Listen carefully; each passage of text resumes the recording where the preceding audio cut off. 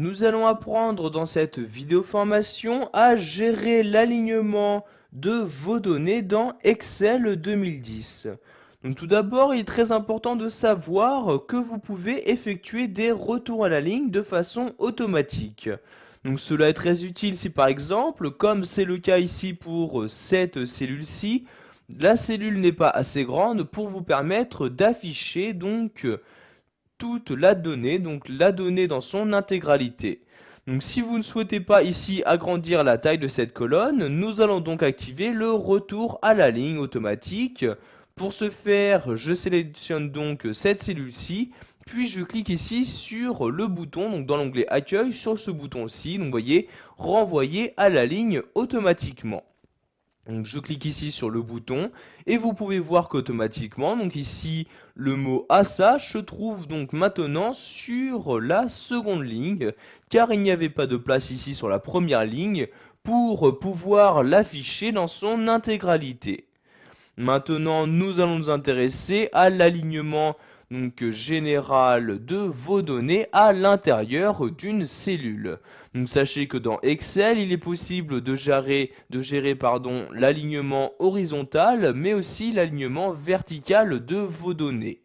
Donc, par exemple ici, je vais prendre cette cellule-ci, donc je la sélectionne comme ceci. Pour centrer votre texte horizontalement, vous allez utiliser donc l'un de ces trois boutons. Donc vous voyez ici, soit je peux l'aligner à gauche, le centrer, ou encore l'aligner sur la droite de ma cellule. Donc ici je vais par exemple choisir de le centrer dans ma cellule, je clique donc ici sur le bouton centrer comme ceci. Donc vous pouvez faire cette manipulation pour n'importe lesquelles de vos données. Donc par exemple cette donnée-ci, je la sélectionne en sélectionnant cette cellule et je clique ici sur centrer comme ceci et vous pouvez voir que ma donnée est maintenant centrée par rapport donc à ma cellule. Donc comme je l'ai dit plus tôt, vous pouvez également centrer sur la verticalité. Ce qui peut être utile par exemple si vous avez augmenté la hauteur d'une de vos lignes. Donc comme c'est le cas ici, si par exemple je souhaite centrer verticalement cette ligne-ci, donc je sélectionne la ligne comme ceci, et donc pour la centrer donc verticalement, je vais utiliser ce bouton-là, donc vous voyez aligner au centre. Si je souhaite l'aligner vers le haut, je clique sur le bouton comme ceci, ou l'aligner vers le bas, il s'agit donc de ce bouton-là. Donc ici je clique sur centrer comme ceci et comme vous pouvez le voir, donc ces valeurs sont maintenant centrées verticalement. Pour les centrer sur l'horizontalité, je clique ici sur ce bouton là et voyez donc que celles-ci ont bien été centrées, donc que ce soit de façon verticale ou horizontale. Pour finir, nous allons voir comment fusionner vos différentes cellules. Donc cela est très utile si par exemple sur plusieurs cellules, vous souhaitez insérer les mêmes données.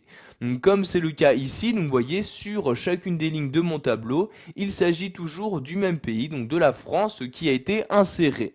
Je vais donc ici fusionner toutes ces cellules. Donc vous voyez, je sélectionne toutes les cellules comme ceci. Pour les fusionner, je vais cliquer tout simplement sur ce bouton-là. Donc vous voyez, je clique. Donc ici, j'ai un message d'alerte qui apparaît me disant donc que ces différentes cellules contiennent déjà plusieurs valeurs. Donc si vous souhaitez fusionner ces cellules pour n'afficher plus qu'une seule valeur, vous cliquez ici sur OK. Et comme vous pouvez le voir, maintenant le mot France n'apparaît plus qu'une seule fois. Nous allons maintenant le centrer donc ici verticalement en cliquant sur ce bouton là et vous pouvez voir que j'ai pu en très peu de temps donc fusionner une cellule et y afficher donc les données que je souhaite.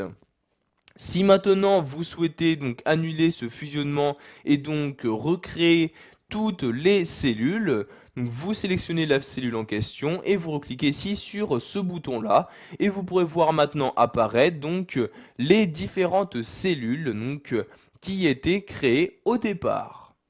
Voilà, vous savez maintenant comment gérer l'alignement de vos données dans Excel 2010. Vous savez par exemple effectuer des retours à la ligne automatique, modifier l'alignement de votre texte ou encore fusionner différentes cellules.